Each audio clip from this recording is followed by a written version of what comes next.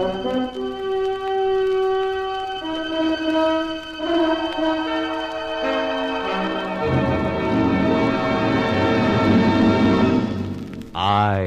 have been here.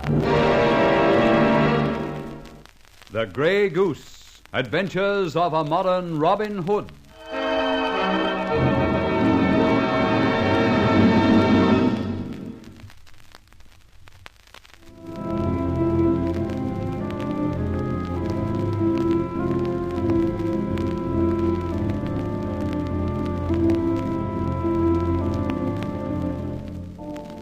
Hadley Chase, from which I expected so much so easily, turned out a house of turmoil. Lady Hadley had been robbed of her emerald necklace, which, I must confess, rather upset my plans. When I went to, help myself, masked of course, I was interrupted by a lady with a gun, a Miss Zelie Kerman, a phony foreigner. She marched me out to the front drive, and I was just about to call quits when Barbara entered the scene, tripped the lady up and stunned her. Barbara and I then returned to our rooms. Came the dawn and the hullabaloo. Lady Hadley's emeralds missing. Then came the big surprise. None other than Ben Ford turns up and grills the guests.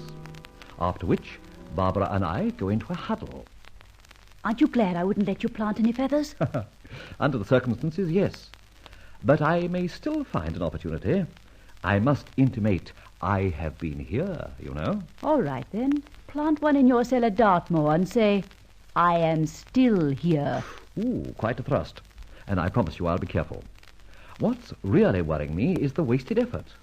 Here I had my hands on the emeralds, and that Zelie Kerman gunned me out and away. And you haven't got them? No, I haven't. Then who has? I have my own ideas about that. But more later. The job is how to divert them to us. You know, I was practically hijacked. I'm beginning to see. Well, don't see too far. At the moment, with Inspector Ben in the house, the less one knows the better. Now, you disappear while I do a piece of exploring. Do you think that woman recognized you as Rolland Fletcher last night? Definitely not. I did my aged Grey Goose act. You heard her describe her assailant as an old man. Oh, yes, of course. Good. Now, do as I say. I have a call to make. On Zelie? How did you guess? I'll tell you all about it afterward. Oh? Good heavens, what's that? The famous bull in the proverbial china shop, I think. That scream didn't sound much like a bull. Don't be so pernickety. Come on, down the corridor. There's something doing and I want to be there. Everybody wants to be there, it seems. This is Zelie's room. End of corridor. Well, knock. It's I, Miss Zelie. Fletcher. Oh, that's so charming, Fletcher. Come in, my friend. What's happened? Are you hurt? No, not hurt. It is an accident. But you screamed. Yes, indeed, yes, I scream. I make the démarche and I scream. Personally, I think it's safer for girls to scream first. Oh, look, the beautiful table lamp. It lie on the floor, broken. Yes, very broken. A big china affair. I am clumsy, am I not? I knock it off the table. I'm so distressed, am I? How shall I face the dear Lady Hadley? I am disgraced. Don't worry, my dear. Lady Hadley won't notice a broken table lamp in the view of the anxiety over her emerald. You think not? But definitely. Look, I'll tell you what. You hop along to Lady Hadley's room, see how she is, and Miss Faversham and I will clear up the mess. You think that good? Oh, but a moment. The inspector, he is in the consultation there. Don't let him worry you. But I am not glad at any time to see his terrible eye. You take it from me, it's more terrible at any time to see his glad eye. Now then, you get along while we do the sweeping up. I shall thank you so much. Later. Oh, Murray. Sir? Get these people back to the servants' hall. Yes, sir. Barbara, shut the door. Why do you want to volunteer for this job? Because... Get busy. Rattle the bits and stick your ear close to mine. The table lamp was on the only table in the room, over by the window. Of course. Then why is the shade and all the china here by the cupboard door? Put those bits in the wastepaper tidy. Right. If she knocked it off the table, the bits would, of course, still be over there. Right. Oh, gosh, what a mess. A lot of small bits, too. Exactly. So what? She threw it. Yes. Because she didn't like the pattern, or because she didn't like the cupboard door? Well, this is beyond repair. Valuable piece of stuff, too. Pity. No, because she didn't like whoever it was that dived for cover into that cupboard. Yes. Look at the dent in the door. Okay, then. A near miss, I'd call it. Well, that's that. We'll cart the rest of it over to the window and dump the basket on the table with... Who was that? Confound it! Beaten at the post. Whoever it was pretty slick. Dodged out of the cupboard. Come on! See anyone? No, but I hear someone running down the stairs. Dash it, I knew someone was in that cupboard. How? Women don't shriek and chuck heavy lamps about when they haven't an audience. Obvious, my dear Watson. She was having a real heart-to-heart slap-out row with someone. By Jove, have you noticed something? No. As a matter of fact, I've noticed an absence. The conspicuous absence of our dear friend Inspector Ben. Isn't he having a powwow with Lady Hadley in her room? Oh, of course. And that gives me vitally to think. Oh, my gosh. Well, don't be so frightfully mysterious. Hush, wench. All will come out in the wash. And the emeralds? They will be of the first water. Very good. Now, let's clear out of here. You first, and leg it as fast as you can. Try to remember those long past years when you played hockey for the dear old school. Beast, I'll get you for that one.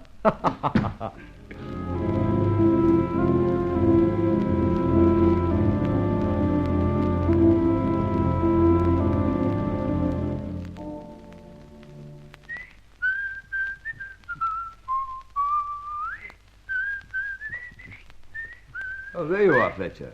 Well. Ben of all people. I was just thinking of you. In fact, if you recognized it, I was whistling your theme song. I was looking for you, as a matter of fact. Good. That is unofficially, I hope. Yes, on this occasion. Still good. Well, what's afoot? I was going to ask you that. I heard there was a bit of a schmozzle up in Zeeley's room. You heard of it? You didn't hear it. Now, be careful, Inspector. You are on your oath. What is all this? Ben, please answer. It's rather important. You heard of it? Well, that's what I said. Murray, the butler, told me. When? Oh, a few minutes after I left Lady Hadley's room. After? I said after. Ben, old man, it's only another mile to my room down these infernal corridors. I'd like a little speech with you.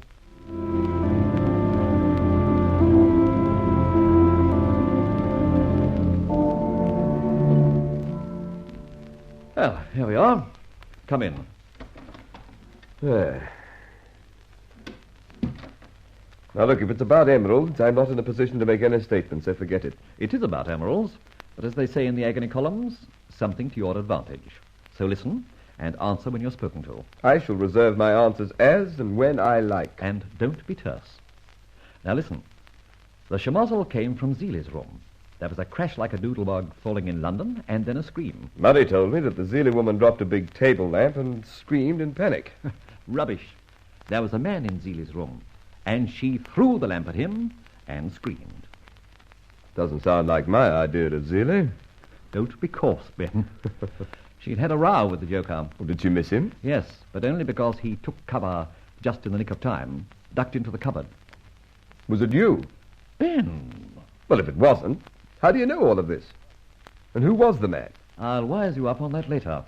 Now, you heard nothing because you were in Lady Hadley's room. It's a long, long way from Zeeley's room. How did you know? Huh? Don't answer that. Yes, it's a long, long way.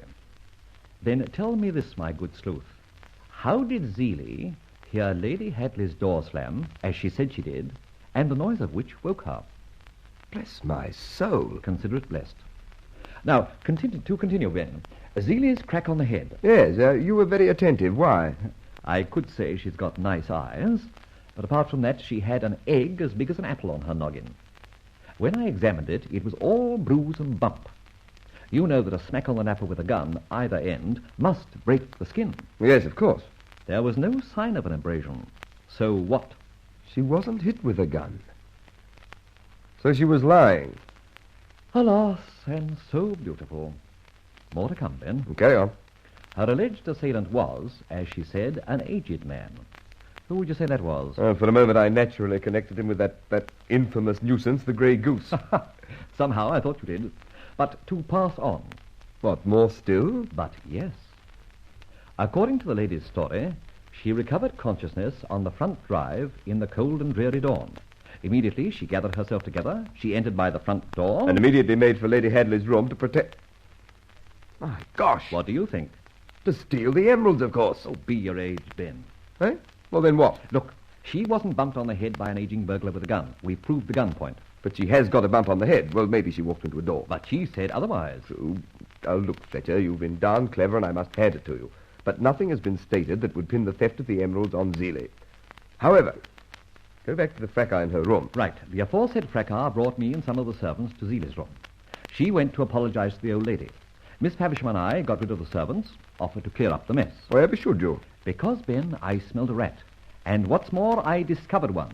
But I won't expose him just yet. It was then I found out about the man in the room, about whom I told you. I insist on knowing more. Right. In your official capacity, after dinner, insist on everyone remaining in the dining room. Got it? Then I'll take you up to Zeeley's room. Good. Well, don't leer like that.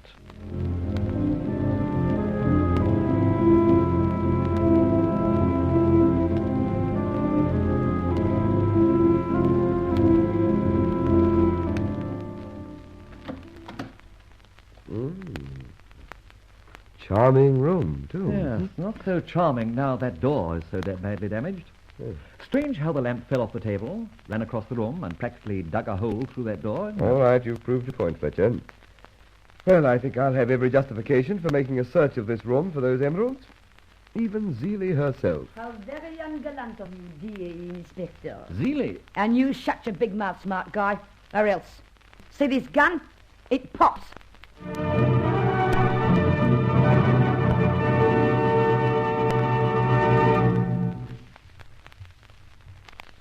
Emeralds are like opals, they say, unlucky for some, and at the moment it appears that Rolland Fletcher is out of luck.